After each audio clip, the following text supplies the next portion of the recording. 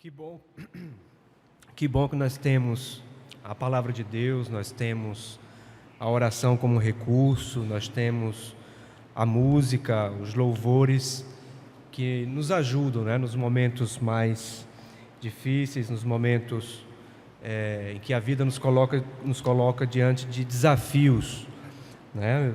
Ouvindo ali enquanto nós cantávamos, né, mais perto quero estar, ó Deus de Ti, me veio a imagem, né, a parte final do filme O Titanic, em que alguns violonistas estavam exatamente orquestrando essa música, né?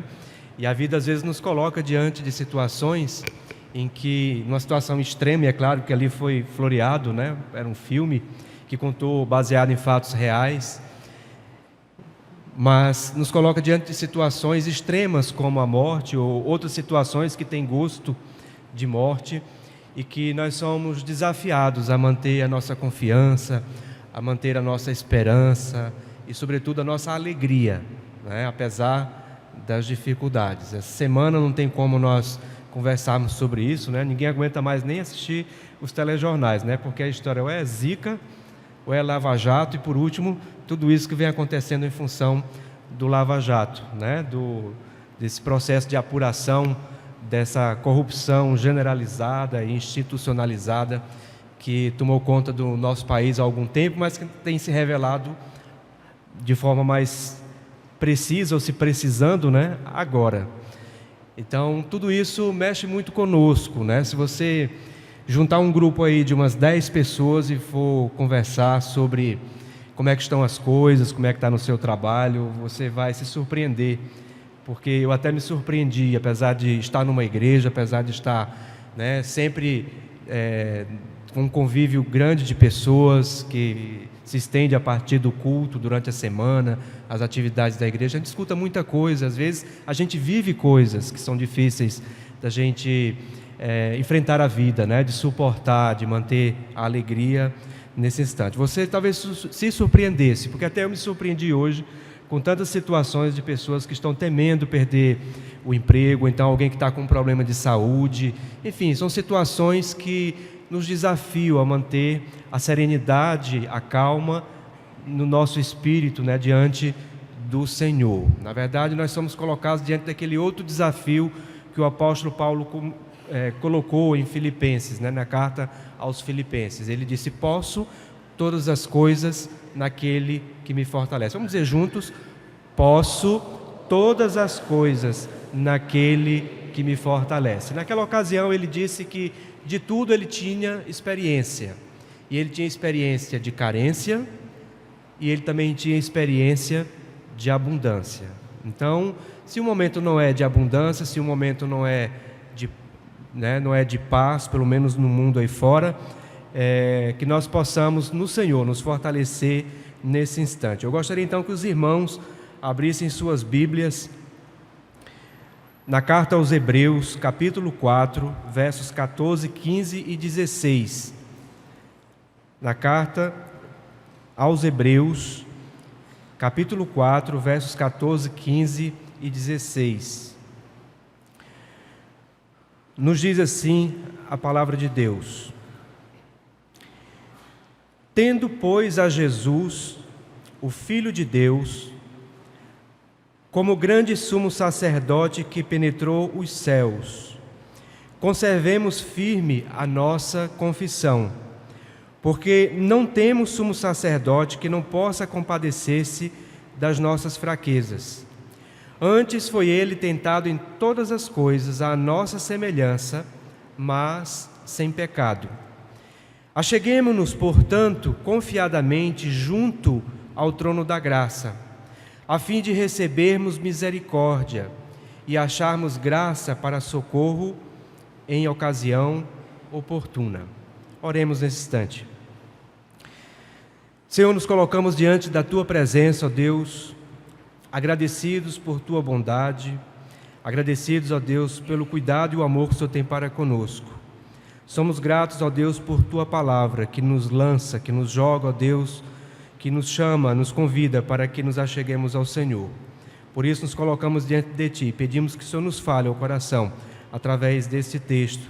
Que o Teu Santo Espírito, ó Deus, fale ao meu coração e fale ao coração dos que estão aqui presentes. Essa é a oração que nós fazemos em nome de Jesus.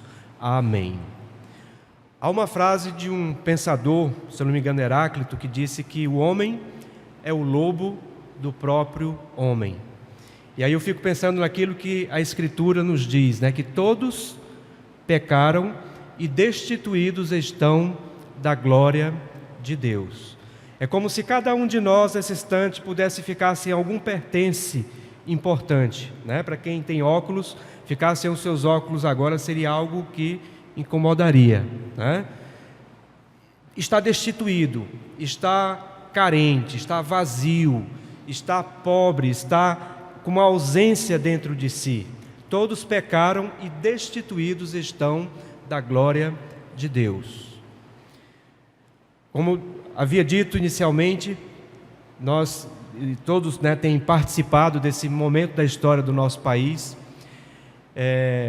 em que nós olhamos atônitos, né, para tudo o que acontece. E aí eu me lembro da minha experiência de história do Brasil, né, na minha experiência enquanto brasileiro, que eu me lembro que alguns aqui lembram, né, quem tem mais de 40, 45 talvez, que para mim aquela tinha sido a maior facada, pelo menos na minha experiência pessoal, né, no povo brasileiro, quando foi em 1986, todo o Brasil foi movimentado ao longo do ano para apoiar, né, um plano chamado Cruzado. Os preços eram congelados e tinha gente que se emocionava e que brigava, mas os preços se mantiveram, né, até 1 ou 2 semanas depois daquela eleição, que foi eleição para governador e, se eu não me engano, também senador e deputado estadual. Não me lembro agora qual era o partido majoritário, se me lembrasse não caberia aqui dizer. Mas passadas 2 semanas daquela eleição, eu me lembro que o plano cruzado acabou. Os preços já não estavam mais congelados e ninguém estava mais incentivando o povo brasileiro a que mantivesse os preços congelados. Eu pensei comigo, quer dizer que o intuito era só eleger os quase a totalidade dos governadores daquele partido? E aquilo para mim foi uma decepção. Eu tinha na ocasião 17 anos, 16, 17, e foi uma decepção porque como adolescente eu fiquei olhando para aquilo me causou uma certa tristeza, uma certa descrença, uma certa desconfiança, né? Também não conhecia o Evangelho ainda, mas aquilo me marcou e eu sempre tive aquilo como a maior experiência na minha vida, enquanto presente, né, e participante da história do Brasil, como algo que fosse ruim para a nação, ruim para mim, ruim para todos nós. E nós estamos vivendo uma situação pior, né? Pior porque, não vou entrar aqui em mérito, não vou entrar, né, como o pastor também colocou de manhã, né, devemos orar por aqueles que estão revestidos de autoridade, devemos orar para que levemos vida tranquila, né, de modo que nós não vamos orar simplesmente por aquela pessoa, mas pelo princípio da autoridade e do cargo que ela está investido. Mas a gente vê algo generalizado e um grupo, né, por estar no poder, está, digamos assim, sendo responsabilizado porque está nesse lugar, né? Mas nós vivemos estarrecidos essa generalização e alguns que podem e devem ser, né, vamos dizer assim, apontados por estar nesse lugar de poder. E isso tudo nos deixa tristes, nos deixa preocupados, né, com o dia de amanhã, com o trabalho, com o pão de cada dia, né? Será que amanhã eu vou estar empregado? Será que a minha empresa vai se sustentar nessa crise? Será que eu vou conseguir pagar, né, aquele apartamento, aquele carro, sei lá? Como é que eu vou lidar com caindo de nível, né? Enfim, todos nós somos tomados de uma situação que pode nos trazer uma certa intranquilidade. Os cristãos, objeto da carta, né, alvos e objetos da carta aos Hebreus, cujo autor nós não conhecemos, né? Uns dizem que foi Paulo, outros dizem que foi Apolo, outros dizem outras coisas. Foram cristãos que, de certo modo, eles experimentaram algo muito parecido com o que nós estamos experimentando. Aqueles cristãos, eles sofreram perseguição. Lá em Hebreus 10, você não precisa abrir esse texto, 32 a 35, diz assim, o autor da carta: lembrai-vos, porém, dos dias anteriores, em que, depois de iluminados, sustentastes grande luta e sofrimentos, ora expostos como um espetáculo. Imagine aí o que é que aqueles irmãos passaram, tanto de opróbrio ou vergonha, quanto de tribulações, ora tornando-vos coparticipantes com aqueles que desse modo foram tratados. Porque não somente vos compadecestes dos encarcerados, como também aceitastes com alegria o espólio dos vossos bens, tendo ciência de possuirdes vós mesmos patrimônio superior e durável. Não abandoneis, portanto, a vossa confiança, ela tem grande galardão.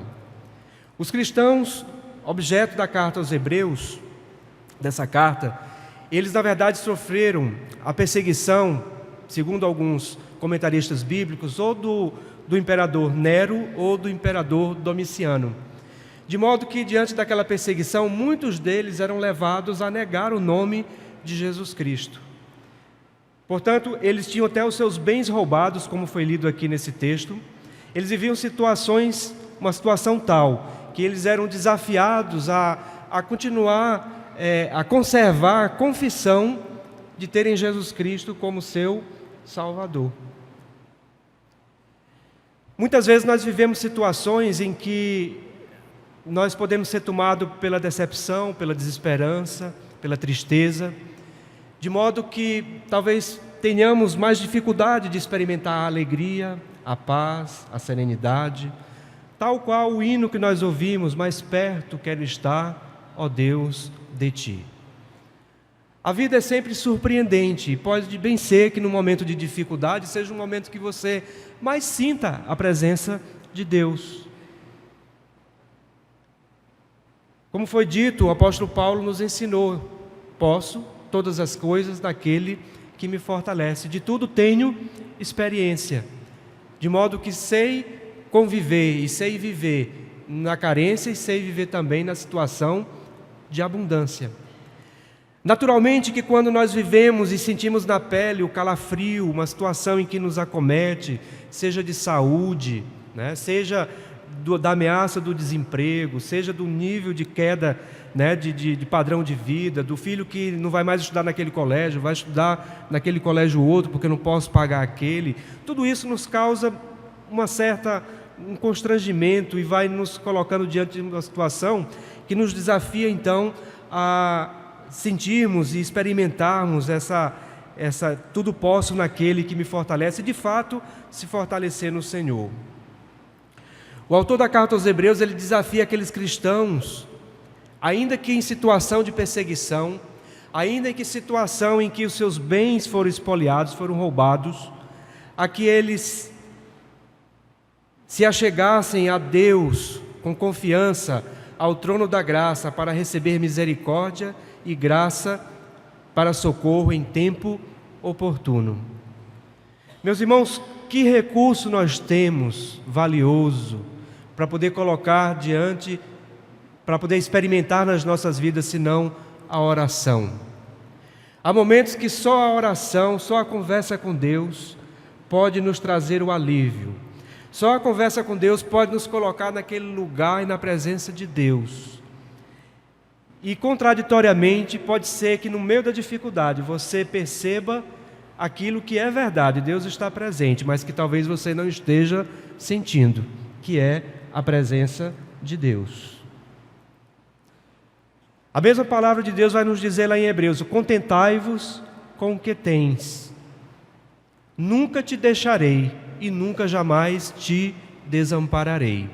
De modo que ainda que você não sinta a sua presença, mas Ele está presente. O que talvez nós precisamos é sentir a presença de Deus.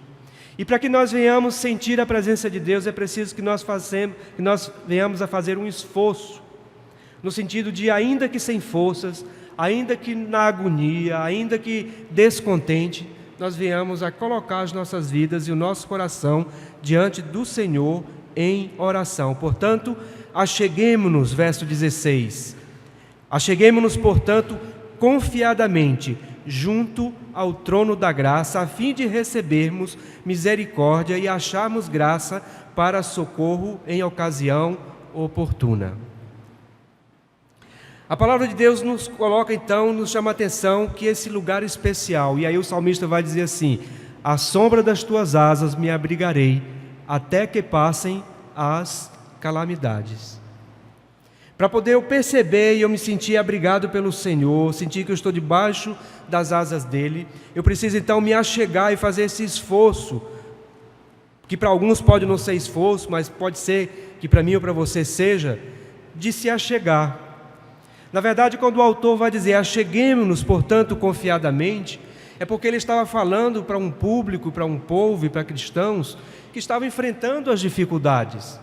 Seguir a Cristo, siga-me, seguir a Cristo é um desafio, tanto de dar o passo inicial como de prosseguir seguindo. Muitas vezes acontecem situações em que nós somos dados à apostasia, ou seja, nos afastar da nossa fé em Cristo. E na verdade aqueles cristãos viviam essa ameaça, a ameaça de uma apostasia, de se afastar da sua fé e da sua confiança naquele que era o rei que estava sentado no trono da graça de Deus, de Jesus Cristo. E ele diz então, acheguemo-nos, portanto, confiadamente.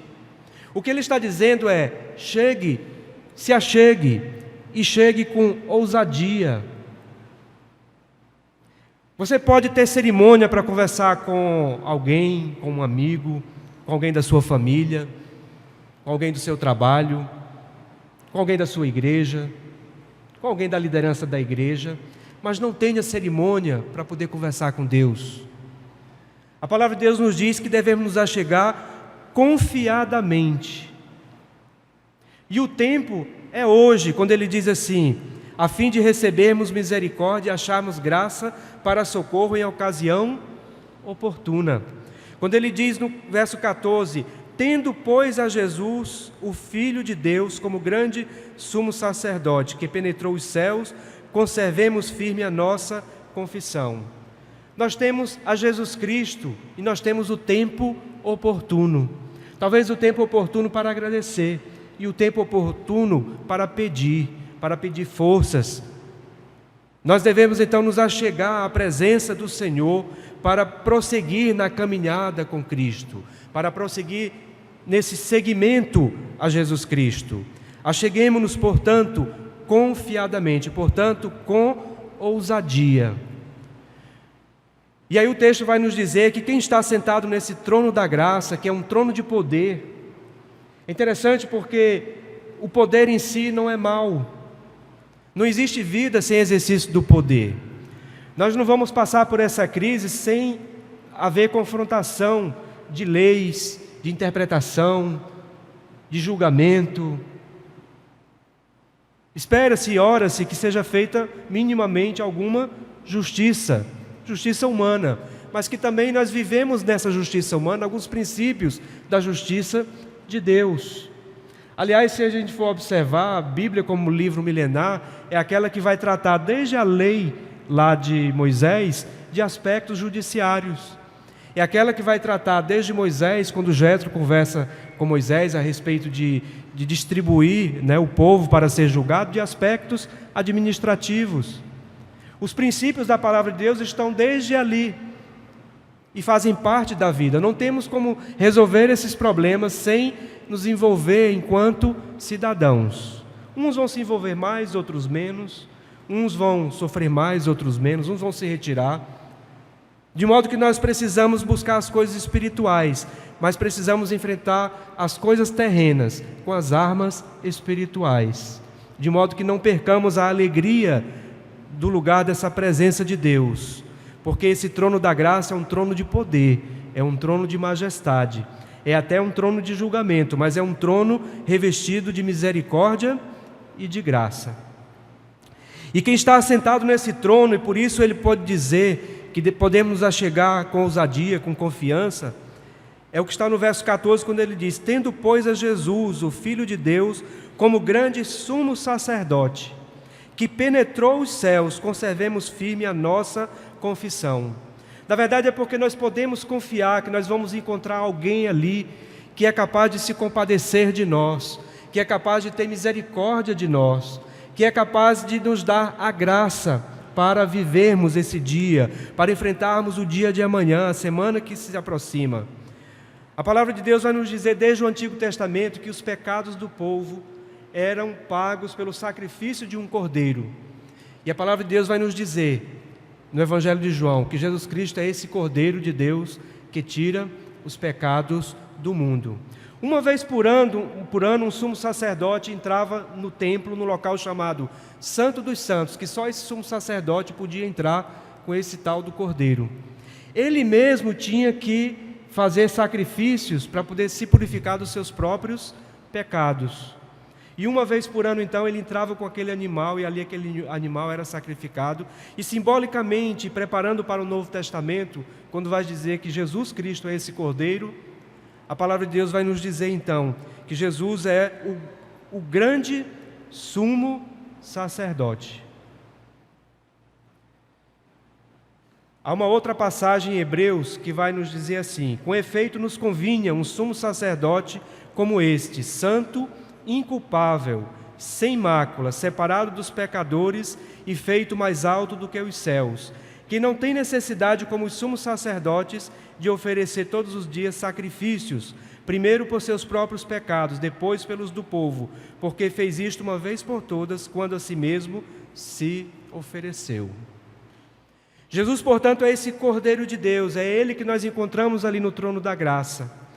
E porque na sua encarnação Ele pôde se identificar com a nossa humanidade, com as nossas fraquezas, na sua ressurreição, quando Ele entra nos céus, nós podemos nos identificar com a divindade de Jesus Cristo e o poder que Ele tem no trono da graça de interceder pelas nossas vidas.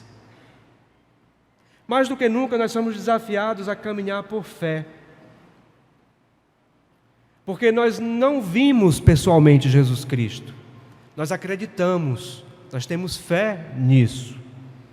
Mas o texto é enfático quando ele vai dizer: tendo, pois, a Jesus, o Filho de Deus, como grande sumo sacerdote que penetrou os céus, conservemos firmes a nossa confissão. Portanto, nós precisamos conservar firme. Isso quer dizer que seguir a Cristo é um desafio diário. A palavra de Deus vai nos dizer que no mundo passareis por aflições, mas o que é que diz?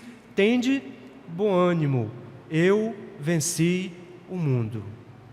Todos nós vamos viver o dia do desânimo, o dia da descrença, o dia talvez até da desgraça, mas que podemos encontrar a graça e podemos encontrar ali alguém sentado naquele trono que foi capaz de morrer no meu e no seu lugar e que sabe o que é o ser humano e que sabe o que é o sofrimento humano, e por isso nós podemos colocar com as nossas fraquezas, em ocasião oportuna, os nossos corações diante do Senhor.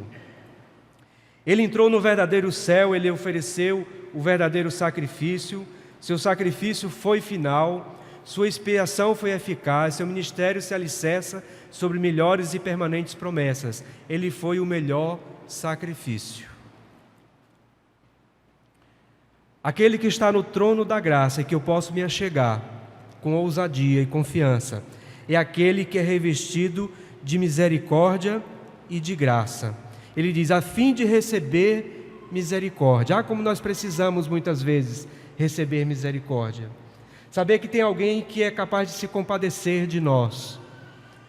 Alguém que é capaz de estar sofrendo conosco. Isso é que é o detalhe do cristianismo. E, digamos assim, a coisa mais importante e essencial do Evangelho é que Ele foi capaz de sofrer no nosso lugar. Por isso você pode se achegar a Deus, ao trono da graça, porque ali você pode encontrar, então, a misericórdia. A palavra de Deus nos diz assim, que a misericórdia de Deus ela é grande. Diz em Números 14, 18, o Senhor é longânimo e grande em misericórdia. Diz também que a misericórdia de Deus é rica, mas Deus sendo rico em misericórdia, por causa do grande amor com que nos amou, diz em Efésios 2,4. São sem fim as misericórdias de Deus, porque as misericórdias do Senhor são a causa de não sermos consumidos, porque as suas misericórdias não têm fim, renovam-se a cada manhã. Lamentações. São ternas, e aí o salmista disse, lembra-te, Senhor, das tuas misericórdias e das tuas bondades, que são desde a eternidade. Ela se manifestou no dom de Cristo. Zacarias profetizou a respeito de seu filho João Batista. Tu, menino, serás chamado profeta do Altíssimo, porque precederás o Senhor, preparando-lhe os caminhos, para dar ao seu povo conhecimento da salvação, no redimi-lo dos seus pecados, graças à entranhável misericórdia de nosso Deus. Portanto, a misericórdia de Deus é algo entranhável, é algo que está nas entranhas dele. Ele é misericórdia. De modo que você pode se achegar ousadamente, porque quem está no trono da graça é Jesus, o Filho de Deus, aquele que penetrou os céus e aquele que é misericórdia. Quantas situações na Bíblia, quantos personagens, quantas pessoas ou situações nós podemos perceber que Jesus Cristo foi por excelência misericordioso. A mulher supostamente pega em adultério em dia de sábado, que ia ser apedrejada por aquelas pessoas, e que Jesus Cristo então chamou-as a pensar em si e disse: atire a primeira pedra aquele que não tem pecado. Quem disse isso foi alguém que não tinha pecado, e por isso tinha autoridade para poder dizer isso. Porque todos nós temos pecados, e não foi ficando um por perto. E Jesus Cristo simplesmente disse: vai e não peques mais. Portanto, vai, segue a tua vida. Ela ia voltar a pecar? Claro que sim. Ninguém, porque aceita Jesus Cristo, deixa de ser pecador. Não, nós somos pecadores justificados mediante a graça salvadora de Jesus Cristo. De modo que a graça de Deus e as misericórdias de Deus nos dá força para que nós caminhemos nesse processo de santificação. Jesus então traz a solução para o homem. Não é impossível, não está distante a solução para esse homem que vive essa situação de pobreza, essa situação de muitas vezes aflição e dificuldade, porque nós podemos nos achegar ao trono da graça que é revestido de misericórdia. Deus é misericordioso para conosco e por isso nós podemos ter o coração grato. Preciso receber misericórdia e eu preciso achar graça para socorro em ocasião oportuna.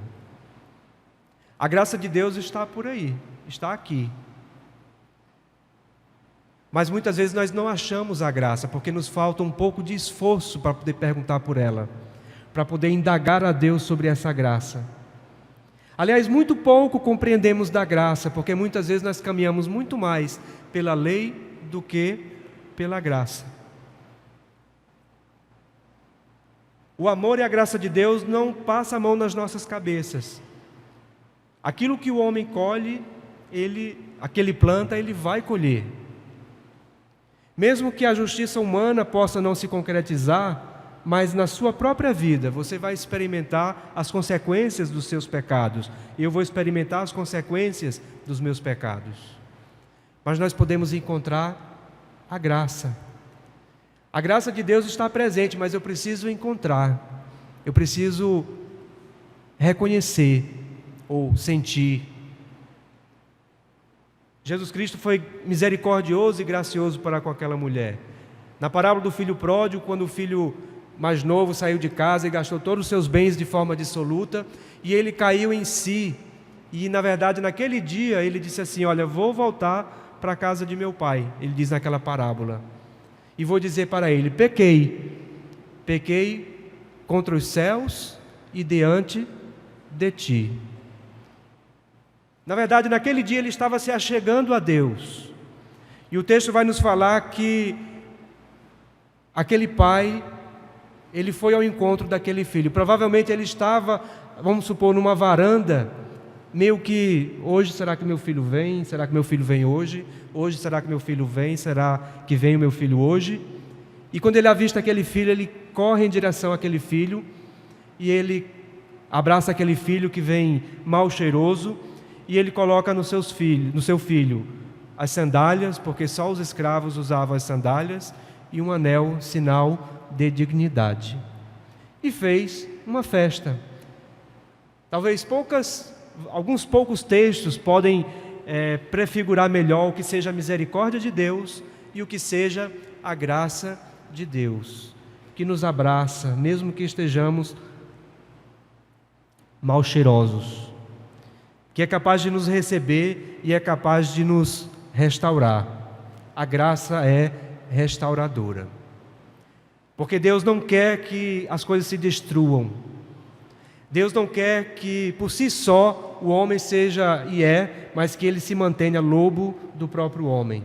Mas que em Cristo nós tenhamos o nosso ser interior transformado e revestido também por essa graça de Deus, de modo que eu possa encontrar nele a graça. Aquele filho encontrou a graça. O filho mais velho não compreendeu e perguntou e indagou do pai: mas como pode? Há tanto tempo que eu te sirvo, ou seja, há tanto tempo eu sou teu escravo, e tu não mataste um cabrito para mim?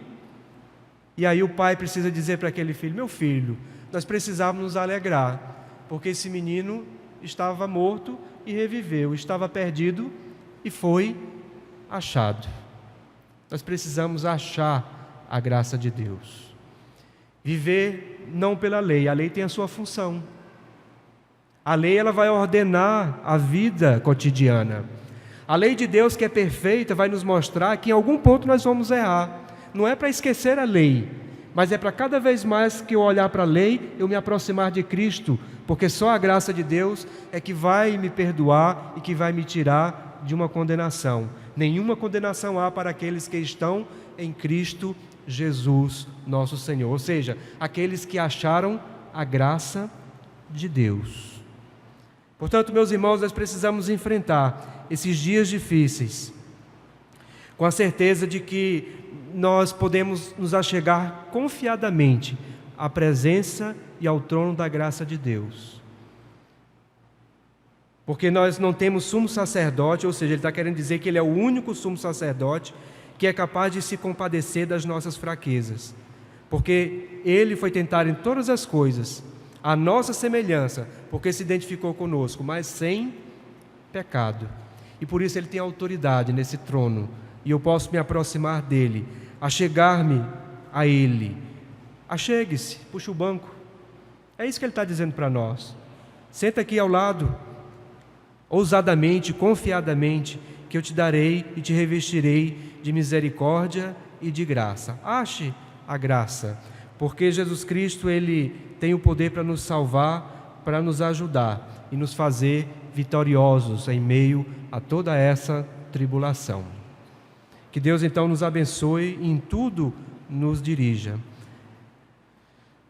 Coloquemos os nossos corações diante do Senhor nesse instante em oração e vamos orar, pedindo a Deus que esteja revestindo os nossos corações, as nossas vidas, que esteja fortalecendo a nossa caminhada. Eu gostaria que você fechasse os seus olhos nesse instante. Quem sabe você não seja essa pessoa que esteja em agonia, né? Que esteja com o coração compungido, que sabe que está sendo doloroso e sofrida a sua vida. E eu gostaria de fazer uma pergunta inicial.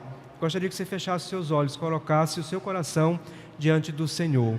Se há alguém aqui que nesta noite nunca confessou a Jesus Cristo como seu Salvador, mas hoje está compreendendo que é o momento de confessar, é o momento de dizer assim: Jesus, Tu és o meu Rei, que está lá no trono da graça, e eu me achego a Ti. Eu gostaria que você ficasse de pé onde você está, que eu quero orar por sua vida. Gostaria de colocar a sua vida diante do Senhor e assim nos alegrarmos juntos pelo fato de você estar compartilhando esse trono da graça e esse conhecer e esse achar a graça de Deus. Quem sabe você não esteja achando a graça de Deus nesta noite. Eu gostaria que você ficasse de pé e gostaria de orar por sua vida nesse instante. Alguém que nesta noite gostaria de dizer: Senhor, eu te recebo e te confesso hoje como meu Senhor e Salvador.